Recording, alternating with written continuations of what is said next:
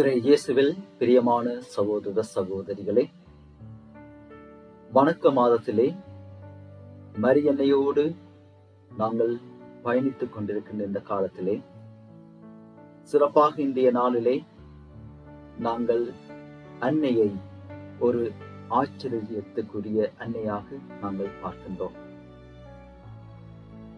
இந்த உலகத்திலே பல அதிசயங்களை நாங்கள் வியந்து பார்ப்பது உண்டு.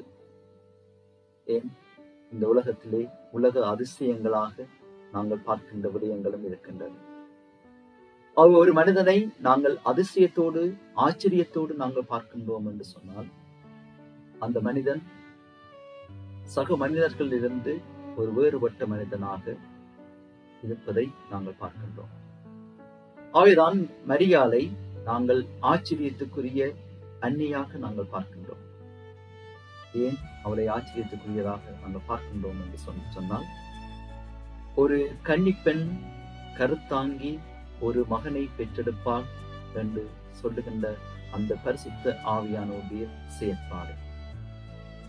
ஆகவே அந்த பரிசுத்த ஆவியினாலே அவள் கருத்தரித்தபடியினால்தான் அவளை நாங்கள் ஒரு ஆச்சரியத்துக்குரிய அன்னையாக நாங்கள் பார்க்கின்றோம்.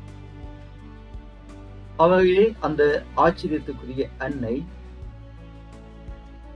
தன்னுடைய வாழ்விலே கடவுளுக்கு பிரமாணிக்கமாக இருந்தார். கடவுளுக்கு எப்பொழுது அவள் ஆம் என்று பதில்மொழி சொன்னாலும் அந்த நொடிப்பொருளில் இருந்து அவள் ஆச்சரியத்துக்குரிய ஒரு அன்னையாக எங்கள் மத்தியிலே அவள் வாழ்ந்திருக்கின்றார். ஆகவே நாங்களும் ஒவ்வொருவரும் நாங்கள் செய்கின்ற செயற்பாடுகளை வைத்துக் கொண்டு நாங்கள் ஒவ்வொருவரும் ஆச்சரியமாக பார்க்கப்பட வேண்டிய விடயங்கள் இருக்கின்றது. அவை நாங்கள் இந்த உலகத்திலே நாங்கள் பயணிக்கின்றோம் என்று சொன்னால், இந்த உலகத்திலே நாங்கள் வாழுகின்றோம் என்று சொன்னால், நாங்கள் ஒவ்வொருவரும் ஆச்சரியத்திற்குரிய அந்த அன்னையை பிரதிபலிக்கின்றவர்களாக நாங்கள் வாழ வேண்டும். அது நாங்கள் கொடுக்கின்ற அர்ப்பணம் நிறைந்த சேவையாக இருக்கலாம், எங்களுடைய ஒழுக்கம் நிறைந்த வாழ்வாக இருக்கலாம், எங்களுடைய தூய்மைத்தன்மையாக இருக்கலாம், எங்களுடைய செப வாழ்வாக இருக்கலாம். அவை அனைத்தும் ஆச்சரியத்துக்குரிய வாழ்வாக இருக்க வேண்டும். அவை மரியன்னையை பின்பற்றுகின்ற நாங்கள், அவருடைய அர்ப்பணத்தை பின்பற்றுகின்ற நாங்கள், அவருடைய ஆச்சரியத்தை பின்பற்றுகின்ற நாங்கள் ஒவ்வொருவரும் ஆச்சரியமாக இந்த உலகத்தை வாழ நாங்கள் தண்டிக்க வேண்டும்.